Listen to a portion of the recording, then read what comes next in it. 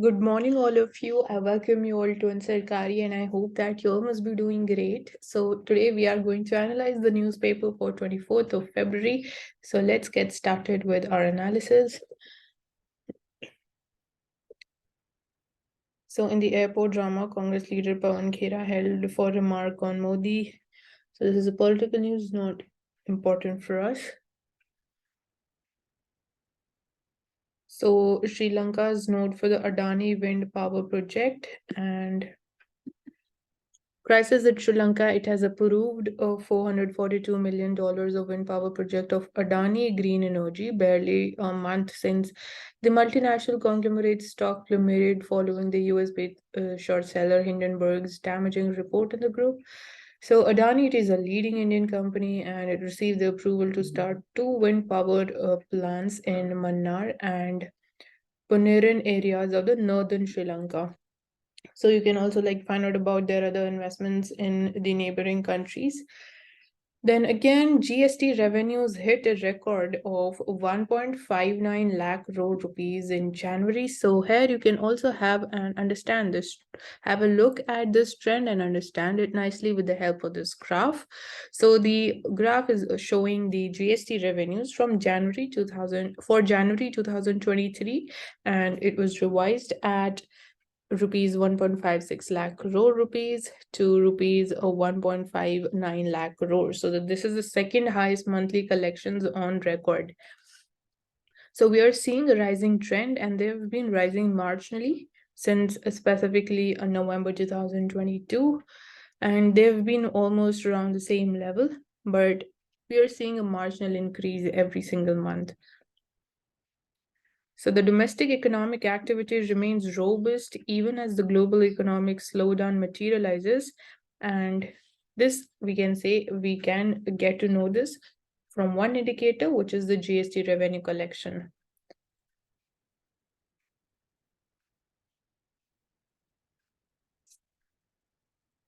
So talking about the National Health Authority, we saw that 5 lakh patients, they use the QR code in around 365 hospitals for faster registration without hassle of queuing up.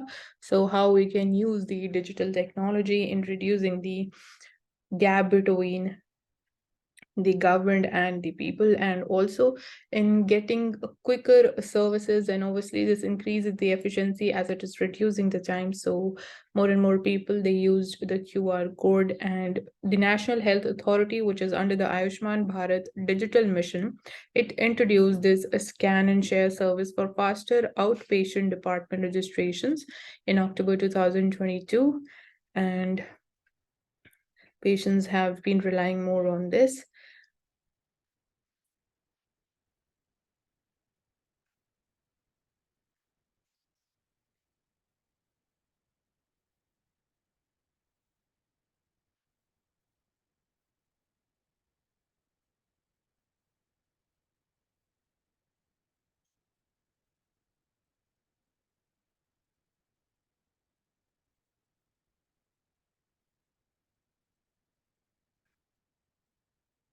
So recently, Haryana government presented the budget and it targets an all-inclusive development.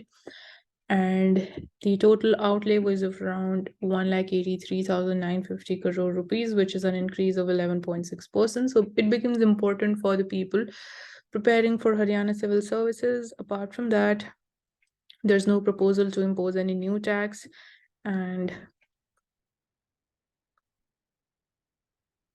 so the fiscal deficit has been contained at 3.29% of the gross state domestic product in the revenue estimates. And so the permissible limit of the fiscal deficit is 3.5% of the GSDP. And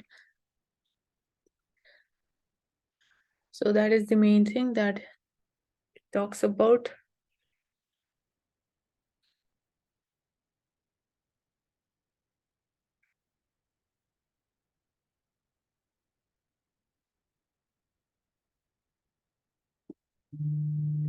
So Chhattisgarh model bringing Nyaya to the last mile. So there was record procurement of 107.53 lakh million tons of paddy. There was highest minor forest produce procurement in the country in the state of Chhattisgarh. So you can find out about what is minor forest produce, and around 1,50,000 crore rupees of benefits to the farmers was transferred. Then institutional purchase of cow dung and gomutra under the Godhan Nyaya Yojana, transforming the rural economy. Then they had the free healthcare services to around 1.22 crore people through mobile hospitals in the remote villages and the slums, and leading state in recognizing the forest rights, ensuring the livelihood of the forest dwellers and the better forest management. Then they had the Swami Atmanand government schools and new centers of excellence providing equal opportunities in education, up to 70% discount on medicines, provide relief of rupees 85 crores, and there were like 42 lakh domestic consumers. They save rupees 3,250 crore rupees on electricity tariff. So these are different schemes, and basically just talking about the Chhattisgarh model of governance and service delivery for the residents of Chhattisgarh.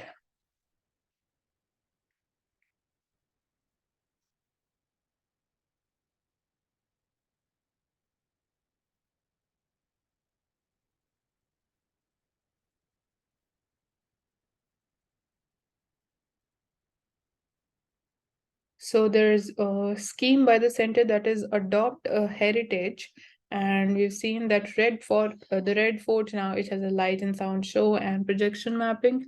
So you can find out more about this scheme, and hopefully this would be under Ministry of Culture. And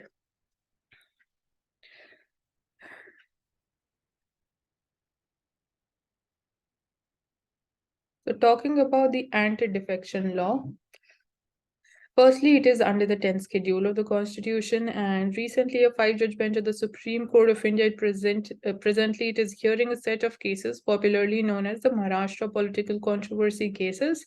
And these cases arose out of the events in June last year when the ruling Mahavikas Aghadi coalition it lost power after an internal splintering of the Shiv Sena party, and we saw that Eknath Shinde faction it came to power, and the disputes between the various parties have been continuing since then, with the most recent development being around the Election Commission of India's order declaring that Eknath Shinde's faction is entitled to the party's name and the symbol.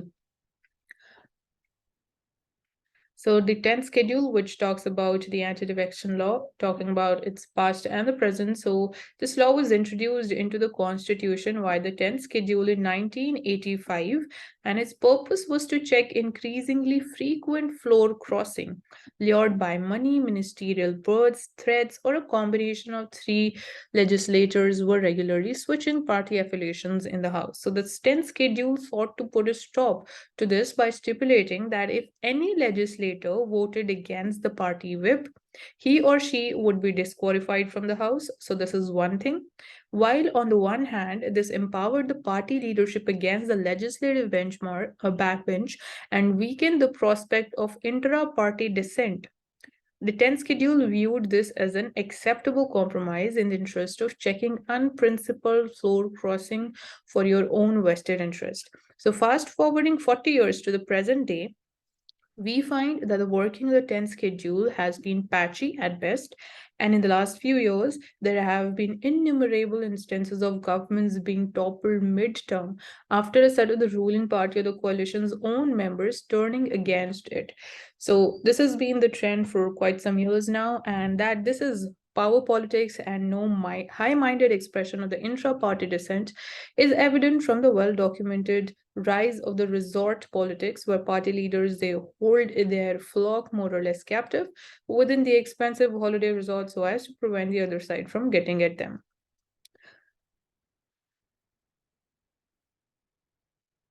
And some of the recent examples involve mass resignations instead of defections to force a fresh election and partisan action by the state governors with respect to swearing in the ceremonies and the timing of the floor test, and equally partisan actions by the speakers also. So the upshoot of this is that in effect, the 10th schedule has been reduced to a nullity that governments that do not have clear majorities, they are vulnerable at any point to being toppled in this fashion. So now the court has a challenging task, and this is where the role of the Supreme Court becomes crucial. So disputes over the government formation and government toppling invariably they end up before the highest court, that is the Supreme Court, and it must immediately be acknowledged that such cases place the court in an unenviable position, and the court has to adjudicate the actions of a number of constitutional functionaries, which includes the role of governors, the speakers, legislative party leaders, elected representatives, many of whom, to put it charitably, they have acted dubiously. So there are many constitutional functionaries whose role has to be obviously looked at into by the Supreme Court of India. Now, but the court does not have the liberty of presuming dishonesty, and it must maintain an institutional arm's length from the political actors and adjudicate according to the legalities, even as the political actors in anti-defection cases they do their best to undermine the legality. So this becomes a challenging task for the Supreme Court. But it is a challenge that the court has, with due respect, not always risen to. And this is one of those situations where the proof of the pudding is in the eating, despite the fact that the court's intervention has been sought in every one of these cases, and despite the fact that in recent years the Supreme Court has handed down multiple substantive judgments on anti defection, and the toppling of the government remains as frequent as ever. So, one example of this is that the court's judgment in the Karnataka political controversy, which effectively sanctified the resignations as an end run around the anti-defection clause, but it is the present case, which is we are talking about the Maharashtra political controversy, that presents an interesting case study.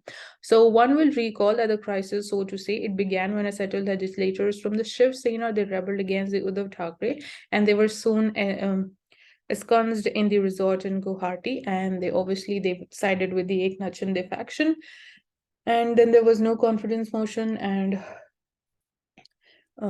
against the deputy speaker also, and therefore as per the Supreme Court's judgment in the Nabam Rabia. So this is a very important judgment, and he was disqualified from deciding on the disqualifications while it was pending.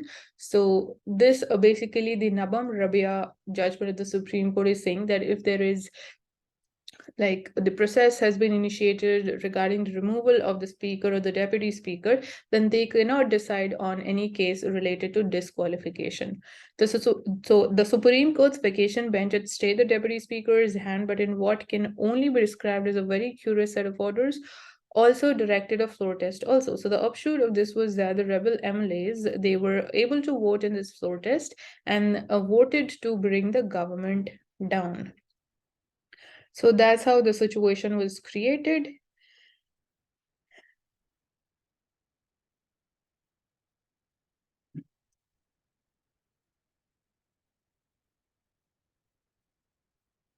And if, for example, it is held that a speaker cannot decide a disqualification petition while under a notice for removal themselves, and that a floor test can be ordered in the interim by the governor or the court, the consequences are obviously, they're very obvious, that a rebel MLA can move a notice for removal, incapacitate the speaker from taking the action, and leave the rebel MLAs free to bring down the government without consequence. So here, basically, the rebel MLAs, they get the power to vote during no confidence motion, and they are successfully able to bring down the government. So how the Supreme Court will untangle or cut this Gordian knot in the Maharashtra political controversy is anyone's guess, but ultimately the court will be subject to the verdict of history, that is the use of money and indeed threats and inducements of prosecution or immunities therefrom to turn the MLAs is a truth that is evident to all with the eyes to see. So the court's judgment can act as a counterweight to the political power and infuse a dose of constitutionalism into the politics of government formation and toppling of them. But equally, the court's judgment could make toppling governments even easier for those with the means to do so. So this is also one of the threats, and only time will tell which of the two it will be. So these are the two possibilities. So let's see what is going to happen on this issue. And apart from that, there was also one judgment by the Supreme Court regarding the rights of the children and their rights of the children over their DNA. So interest of the child must be the focus always and not just in the custody disputes. So in 1959, the United Nations General Assembly, it adopted the Declaration of the Rights of the Child, and the first charter of its kind, ensuring the basic rights to all the children below 18 years with these words. So it says that mankind owes to the child the best it can give. And apart from that, with the advancement in the digital technologies, it have helped on many fronts, from registration to births, creating the legal identity to healthcare. But in its forward march, it should not trample on the rights integral to a harmonious upbringing of a child. So Supreme Court of India, it has ruled that the children cannot be mechanically subjected to DNA tests in each and every case between the varying parents as a shortcut to establishing the infidelity. And in a petition filed by a man who questioned his second child's paternity, so recently this judgment was there, and this intimate personal information, it is part of a child's fundamental right, the court has said. So it is a part of the fundamental right, I would repeat, and children have the right, it pointed out, not to have their legitimacy questioned frivolously before a court of law. So children are not just material objects, and they should not be treated in this manner, and that they be subjected to forensic or DNA testing only as a last resort, particularly when they are not parties to a divorce proceedings.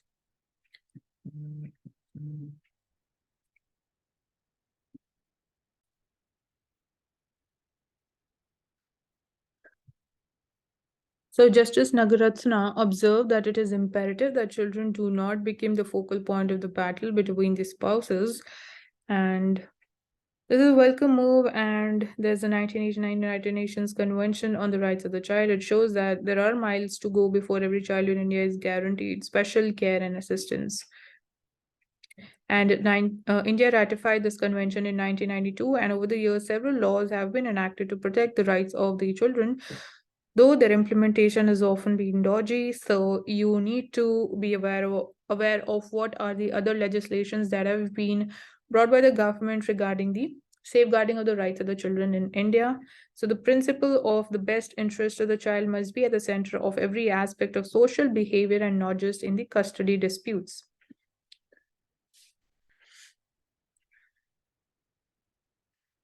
So as we know that India spends very low on research and development activities. So India's research and development expenditure of GDP ratio is only 0.7%. It is very low when compared to the major economies and is much below the world average of 1.8%. So this data is very important, and the main reason is a low investment in research and development by the corporate sector. While the corporate sector, it accounts for about 2/3 of the GDP on research and development in leading economies, its share in India is just 37%, and there is evidence, however, suggesting that India's GERD data are an underestimate. So there are issues with the current system. So the National Science and Technology Management Information System of the DST, it is the agency that compiles the GERD statistics in India. And it is easier to gather the information on research and development by the government sector, the higher education sector, and the public sector enterprises. So the challenge lies in collecting data from the private sector, private corporate sector. And there are two key factors that make the official R&D estimates grossly inadequate. So the method used for identification of R&D performing firms does not capture all the R&D performing firms.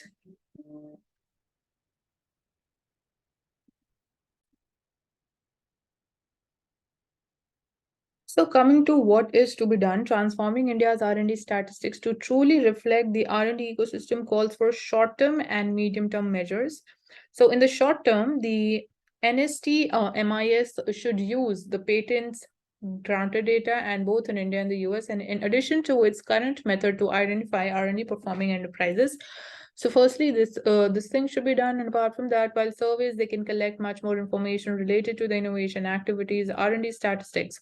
They should not be confined to the responses to these surveys. So instead, annual R&D estimates, They can be prepared from mandatory disclosures that the enterprises are required to make to the MCA. So, in order to ensure compliance and proper reporting, technologies can be used, like the case of revamped income tax return forms, where various sections are interlinked, and apart from that, proper disclosure of information to regulatory agencies, including R&D spending data, should be made an essential component of the ESG ranking of the enterprises. So ESG is the environmental, social, and the governance ranking.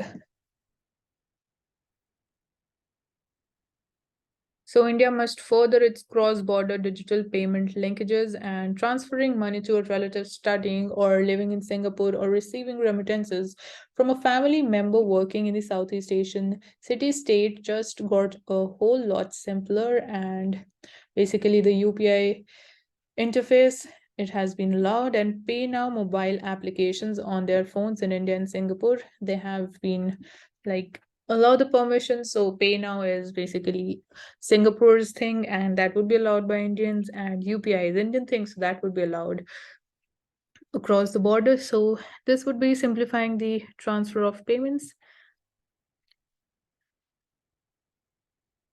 So Singapore, which had established a similar payment link with Thailand in 2021, is part of a larger five-member initiative among the central banks of Southeast Asian economies, which includes Malaysia, Indonesia, and Philippines, that aims to interconnect their domestic digital payment systems. So India too could build on the springboard it has gained in Singapore to further its cross-border digital payment linkages and extend the partnership to the city-states, other association of the Southeast Asian nations partners. So this would help India to further formalize the flow of inbound remittances.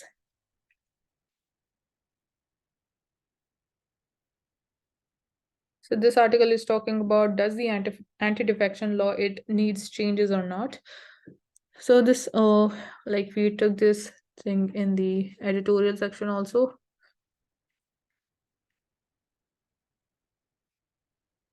So talking about what was the need to have this law back then in 1985. So before this law was enacted in 1985, the political class was anxiously trying to work out a measure to curb the regular defections that had been taking place in various parts of the country back then. So defection causes destabilization, which leads to governments falling and new governments coming up with the help of defectors. So basically, in a way, we can say the people representatives, they are not, we can say that people who choose their representatives, they in a way they defect, some of them defect to other political parties, so that is, we can say, in a way violating the interest of the citizens of a country, and obviously weakening of democracy. So after the Rajiv Gandhi, he came to power with a massive majority, the government prepared this bill, and it was brought before the House and unanimously passed. So some people thought that this measure would curb the freedom of speech and affect the free exercise of opinion, but the members of legislatures who are elected by the people, but defection was recognized everywhere as an evil. So there was a famous joke also back then, which was Aya Ram and Gaya Ram. So it means that Ram came out of a political party in the morning and he joined another party by lunchtime and is set to join yet another after the lunch. So that is why the law was brought in. So this was a famous saying, Aya Ram and Gaya Ram. So it basically tries to stabilize the party systems by consolidating the control of the party leadership instead of through ideological cohesion or the ownership of the party.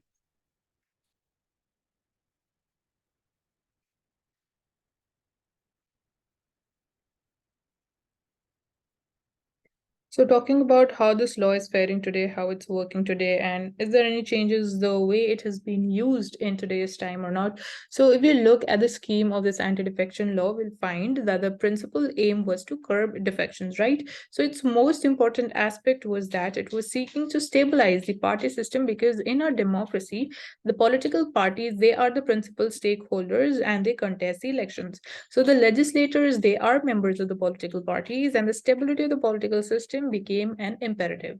So the kinds of defections which used to take place before the passing of this law was not taking place now.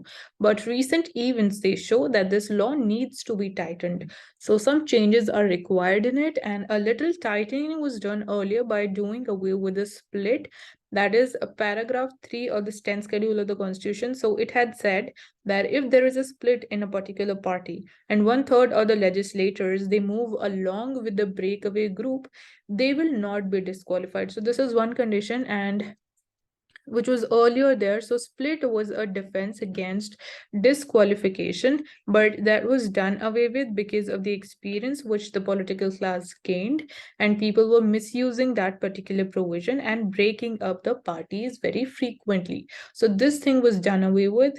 But now there is very disturbing trend again, which is to interpret the paragraph 4, which is on the decision on the questions as to disqualification on ground of defection in a particular way, because there is no authoritative declaration of the law from the Supreme Court on the exact application of it.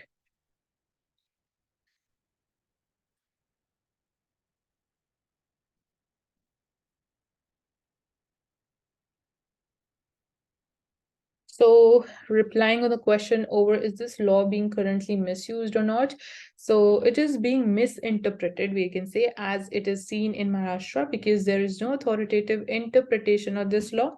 And once the Supreme Court lays down the law and says the merger has to take place between two parties, and after that, two-thirds of the members, if they agree with the merger, then they are safe.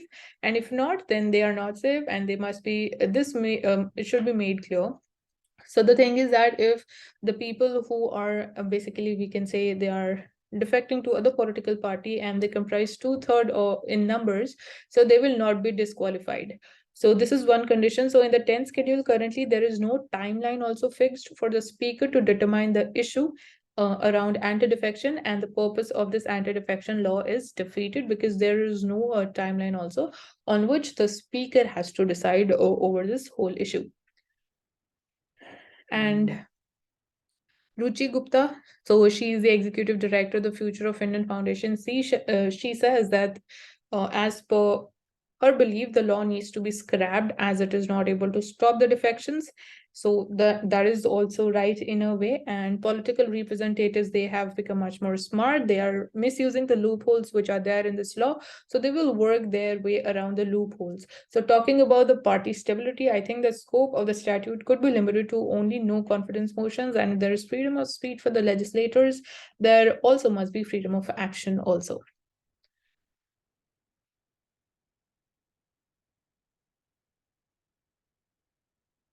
So refugees from Myanmar and Bangladesh, they take shelter in Mizoram. And so the Myanmar nationals, they fled to Mizoram following a military coup, which was there in Feb 2021 in Myanmar. And rise in pesky calls and SMSs after interactions on social media. So recently, even TRI had issued that these must be taken into account.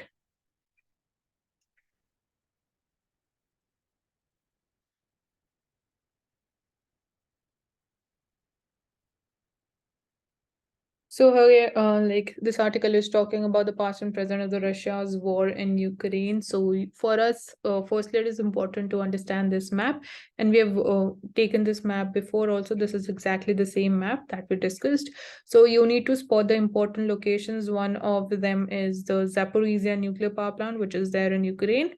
Apart from that, this is the towards the southern end of this Ukraine. You can see this is here. It is Odessa, then this is Sevastopol, then obviously this is Crimea, which was already annexed by Russia. And another important thing is also to understand the water bodies which are there. So here you need to be knowing about what are the straits which are there, and which all countries are having their borders with these water bodies. Then you have this Donetsk, here you have Svatov, and this is the Kharkiv region, which is the news. And right now, this Bhamukh region is the news. So this is very important. So the green one is the reclaimed area by Ukraine. This orange one is under the Russian control, and this, which is kind of having lines that is under Russian control before 24th of Feb 2022. So this Crimea's region was already under control before this war started, and this region was also already annexed by Russia. So this is, we can say, Donetsk and Luhansk. So this territory was under control. So we'll be going through the gist.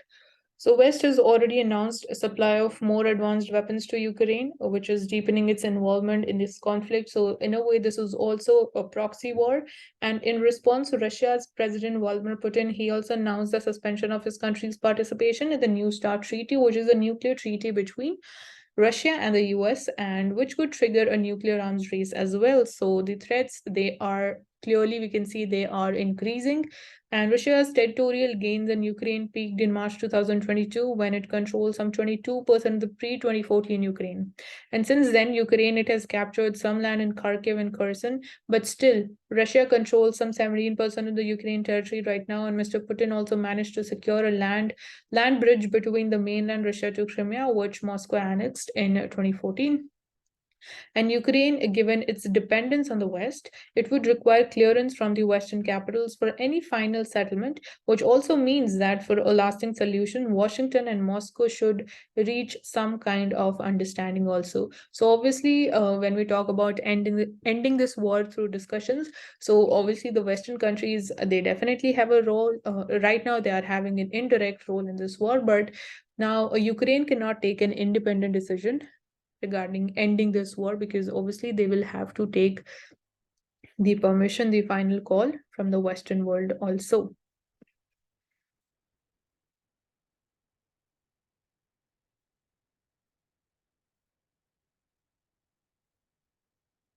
So we see pro-Khalistan leaders and the supporters, they attack Punjab police in Ajnala. And while the police personnel, they suffer injuries in this attack, the SP announces that Amritpal Singh's associate will be discharged. After the ADs, they submitted the evidence, and the associate had been arrested in an alleged kidnapping and theft case in Rupnagar. So there's whole issue of this, the demand for Khalistan, that is New Punjab, an area out of the Punjab that would be called as Khalistan.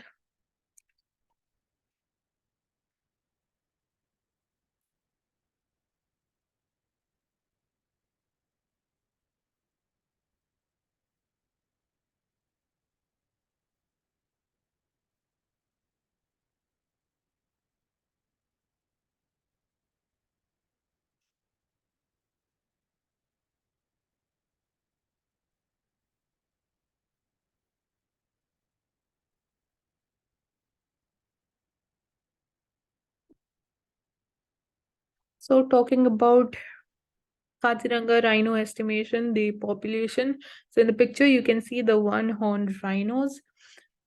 So there's a tiger reserve also there, and the information it was requested for on the basis of representation the ministry received from environmental activist Rohit Chaudhary, alleging anomalies in the estimation of the rhinos in the national park.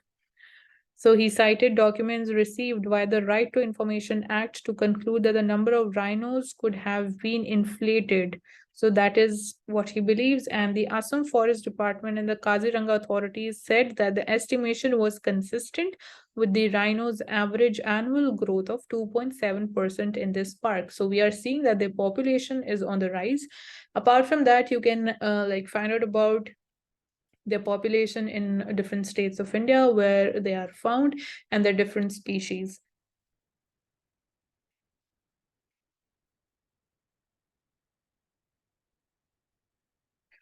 So now we are seeing that the Indian Agricultural Research Institute's director is saying that early summer won't impact wheat this season. And he says that it will release the heat tolerant varieties of wheat that it has developed. So yesterday also we talked about this.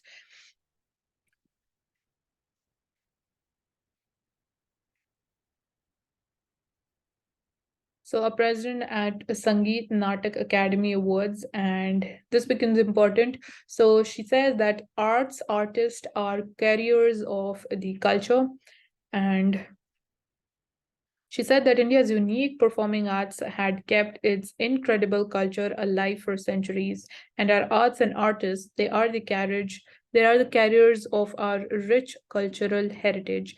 And unity in diversity is the biggest feature of our cultural traditions. So she was there at the award presentation ceremony. And she said that civilization showcased the material achievements of a nation, but intangible heritage, it was revealed through its culture. And in our tradition, art is a spiritual practice, a medium of search for truth, a medium of prayer and worship, a medium of public welfare. So, art binds the linguistic diversity and the regional characteristics in one thread. So, this is a beautiful paragraph, and how in different ways you can interpret the importance of art to India.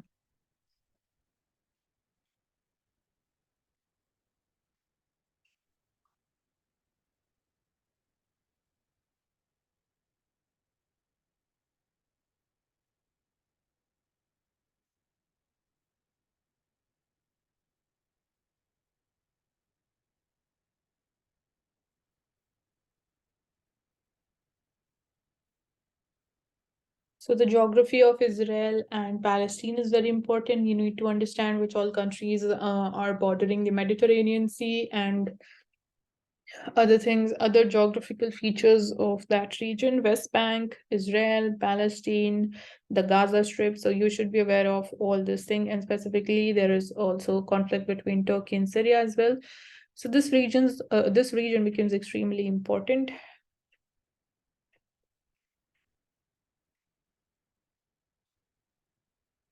So Joe Biden names Banga to lead the World Bank. So we are seeing increasing role of the Indian diaspora in the politics of different countries. So here it is in the context of USA.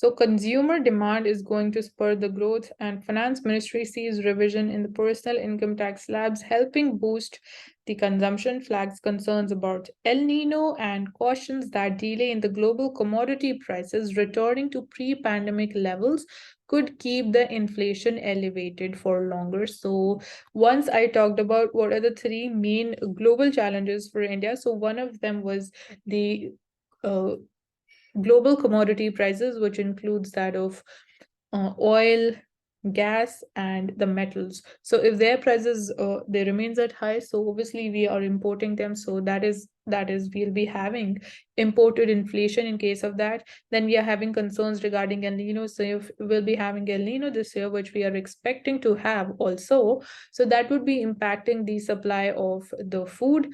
And again, we'll be having the cereal inflation, which we're already suffering from.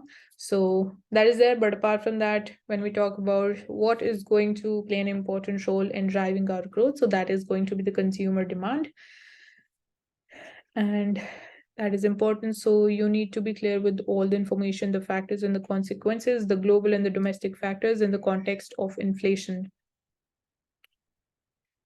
So global economy is in a better place than many had predicted a few months ago. So we were expecting that there is going to be huge recession in the developed world, but right now that is not going to be the case.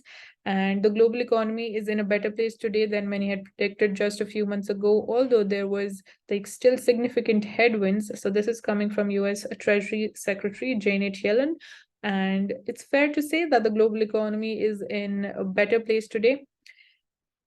So the challenges we face, they are real and the future is always uncertain, but the outlook has improved since we gathered in the fall. So at the same time, our labor market remains strong. And in January, the US unemployment hit a low not seen in over a half century. So even at the job front, the US economy has been performing nicely now as per the estimates and the data that we are seeing and trying to understand how is the situation going on. And Finance Minister for the global framework to regulate the crypto assets. So this is obviously during the her meet, including the countries US and Japan ahead of the G20 meeting. So this issue has been taken up by the G20 as well. The finance minister discussed the issues related to the crypto assets, strengthening the multilateral development banks and global debt vulnerabilities. So you should be like knowing more about strengthening of the multilateral development banks. So what are those banks and what she's actually talking about? What steps are needed more? to strengthen their working and functioning. So D. Subbarao sir says that budget lacks enough emphasis on jobs. So he's a former RBI governor, and there was no sufficient emphasis on jobs in this year's budget, and it failed to grapple with the unemployment problem head on, except to believe that the growth itself will generate jobs. So that is obviously understood that if there'll be more growth, so we'll be having more jobs. But again, in India, we also talk about the jobless growth at the same time. So it was disappointment that there was no sufficient emphasis on jobs, and mere growth will not do that. And we need job intensive growth in India.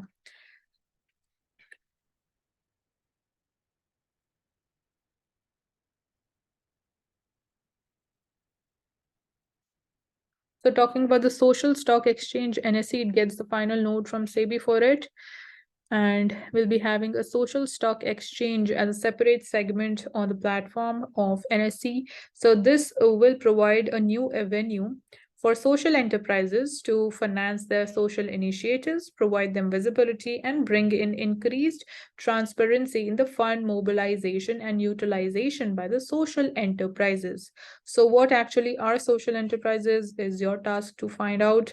And under the rules, any social enterprise, the non-profit organizations, or the for-profit social enterprises also that establishes its primacy of social intent can get listed on this SSE segment.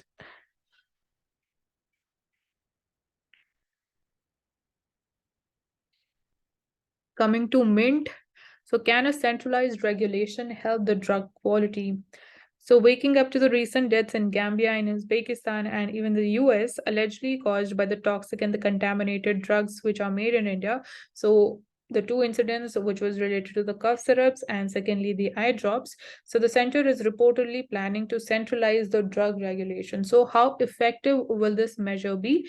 Is what we are trying to understand over here. So, what is the current regulatory landscape when we talk about the drugs?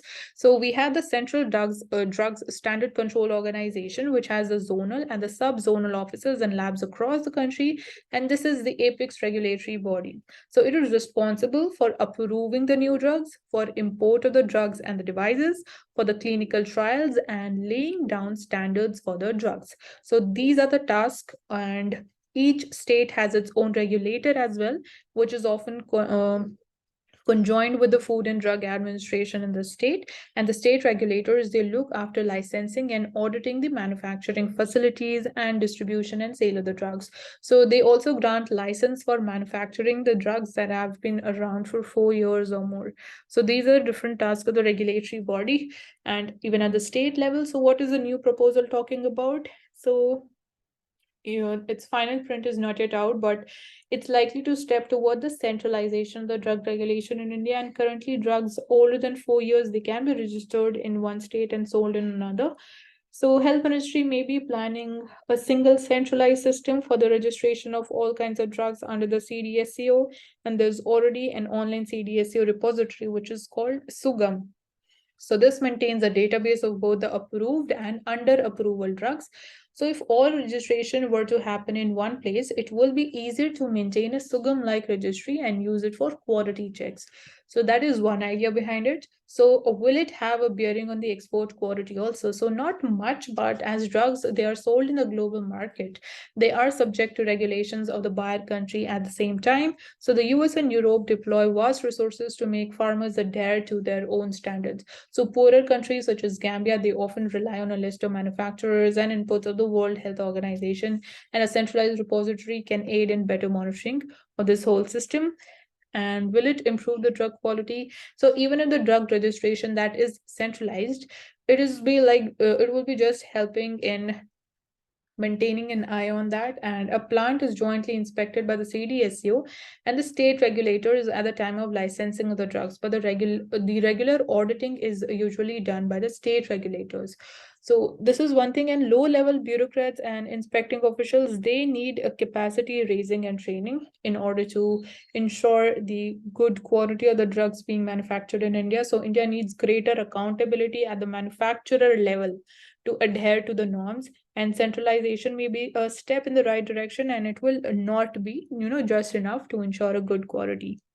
So what else can be done to improve the standards? So along with the tighter regulation of the manufacturing, there is a need for a national policy on recall of drugs. So if a drug is found to be substandard or spurious in one state and recalled by the regulator there, it is not necessarily recalled in other states. So it should be the job of the national regulator to ensure that a defective batch isn't sold in other markets. And lastly, the track record of prosecuting and penalizing the drug manufacturers for violations is also poor in India. So these two things are also important.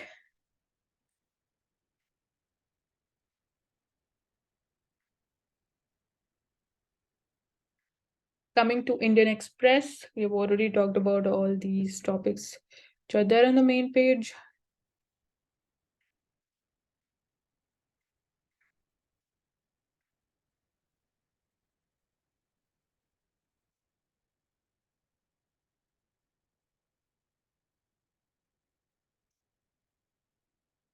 So we've talked about the Chhattisgarh model coming.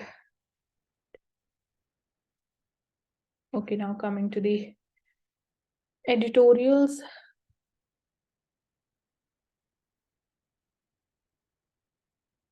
So all war is a symptom of man's failure as a thinking animal. And we've talked about the Russia-Ukraine war. What are the changes? What's the situation right now? This one is again talking about Russia-Ukraine war, limits to policy. So surprise rise in inflation is likely to complicate the choices before the Monetary Policy Committee members.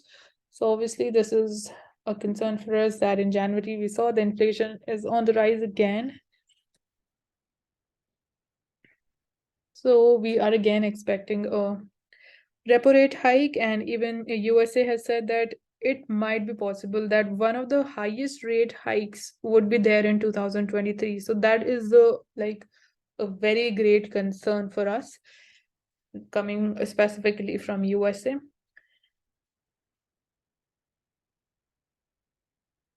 So this article is saying that India-France partnership, it can do much to prevent the world from spiraling into a war.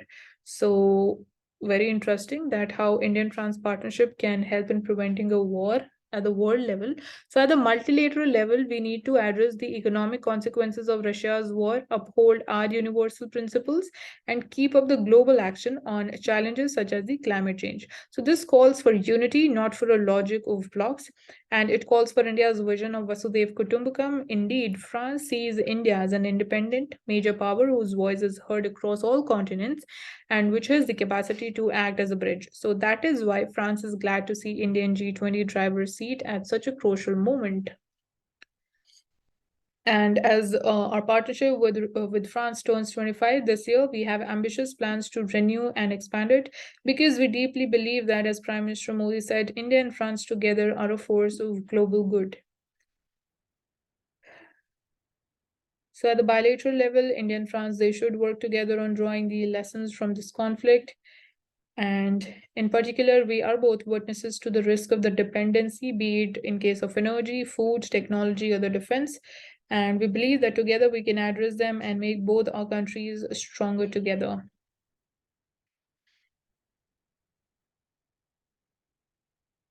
So the most pressing urgency is to respond to the humanitarian emergency in Ukraine, and we thank India for its participation in the international conference. Apart from that, we also need to keep the diplomatic channels open to prevent further escalation and to work towards a diplomatic solution. Then, at the multilateral level, we need to address the economic consequences of the Russian war, uphold our universal principles that we've already talked about. So, that's how Indian-France relationship, a strengthened relationship, can play an important role for other countries as well.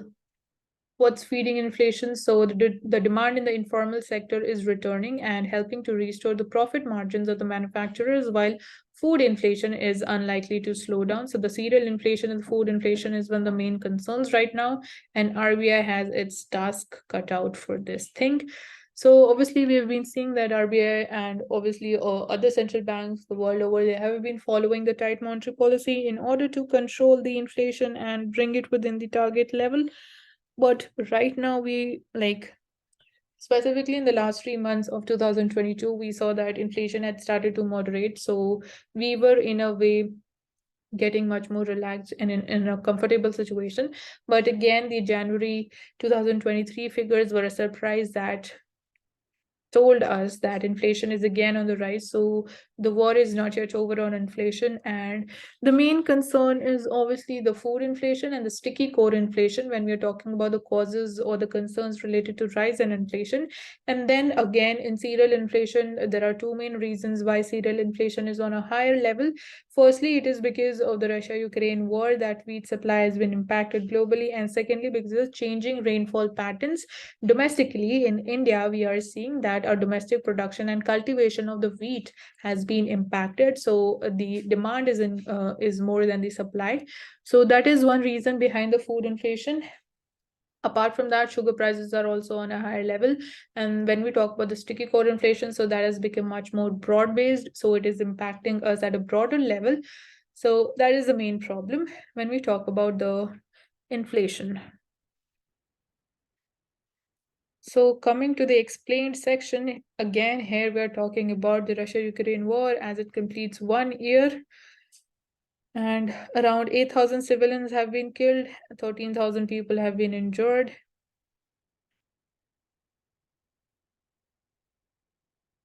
So changed Europe and India's tightrope walk.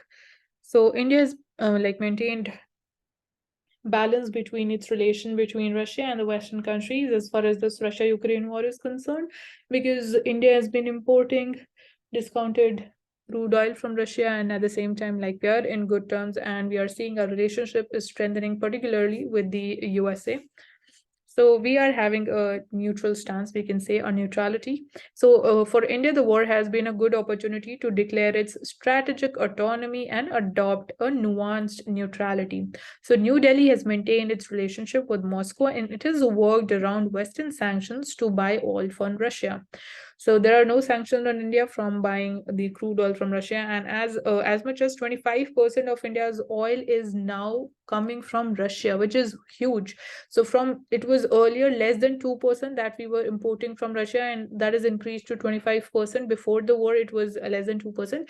Now, but the longer the war continues, the more pressure is going to be built upon India from the Western alliance to choose the right side, and India cannot be on both the sides. And this week, also, Ukraine asked India to support a UNGA resolution asking Russia to withdraw from its territory, and the vote was to come up later Thursday. And so far, no serious diplomatic effort has been made to end this war. So this will entail compromises on both the sides, and at this time, neither is ready to do that. And India has expressed the hope that it can use its G20 presidency to bring in peace. As far as this war is concerned, I've clearly told you about the whole picture around the inflation and the reasons also. So what is causing inflation to increase?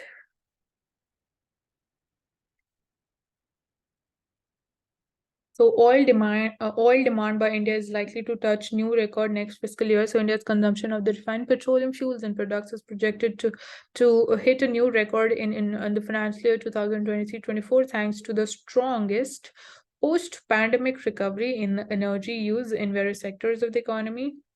So that is going to be an increase. And how are we going to manage our demand with the supply is going to be one thing that becomes important for us. So nuclear weapons, again, they have become a concern in the Russia-Ukraine war. And for the first time, Iran, it admits claim of enriching its uranium to 84%. So all eyes are on Iran. So Israeli Prime Minister Benjamin Netanyahu, who recently regained his country's premiership, is threatening to take military action similar to when Israel previously bombed the nuclear programs in Iraq and Syria. But while those attacks, they saw no war erupt, Iran has an arsenal of ballistic missiles, drones, and other weaponry and its allies already they have used in the region. So that's there. So Finland and Sweden, they are going to send their Leopard tanks to Ukraine as an aid.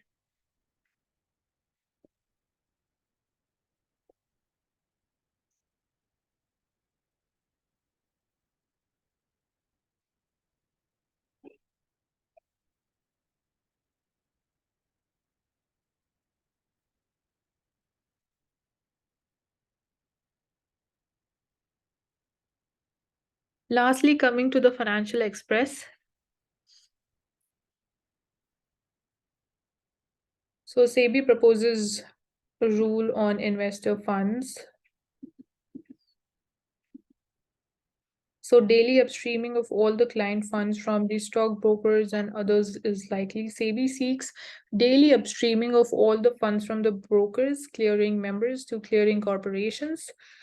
And the move is likely to hit hard foreign institutions such as JP Morgan, Citi, HSBC, BNP Paribas, and other that act as the CMs, that is the clearing members.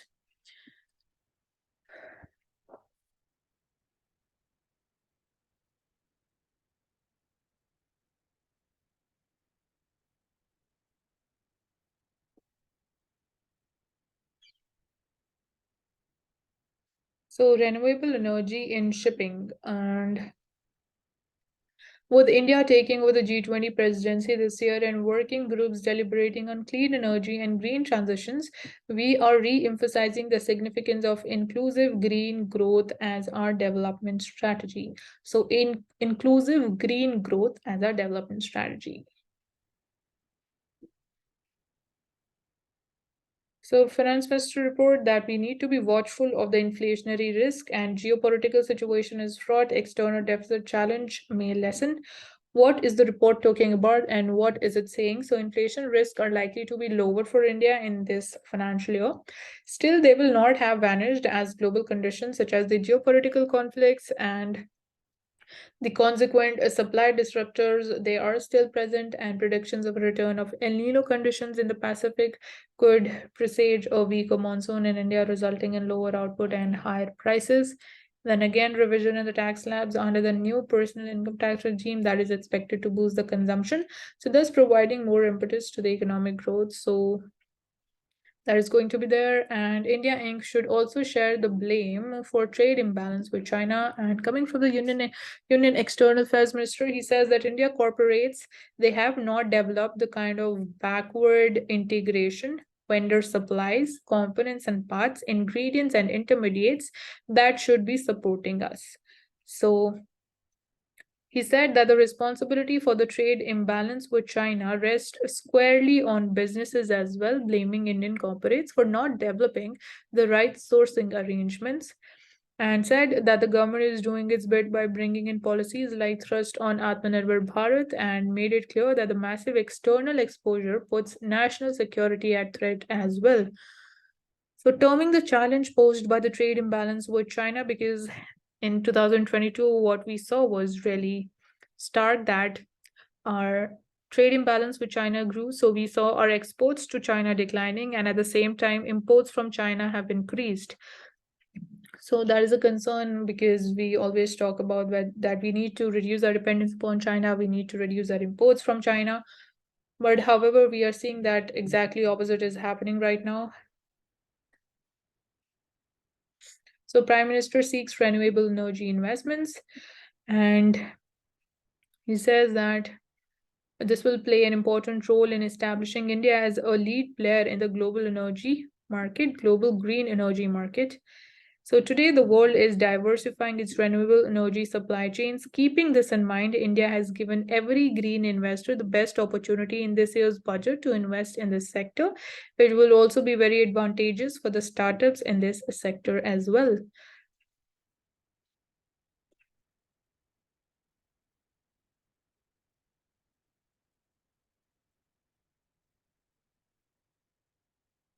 So never share your passwords, PIN, OTP, CVV card details with anyone. Be safe from the frauds. So that's all for today. Thank you for joining in Sarkari. I hope you have understood all the key terms and the topics that we discussed today. And you'll be getting the PDF link in the description box. Thank you so much for joining us, but do not forget to subscribe to our channel.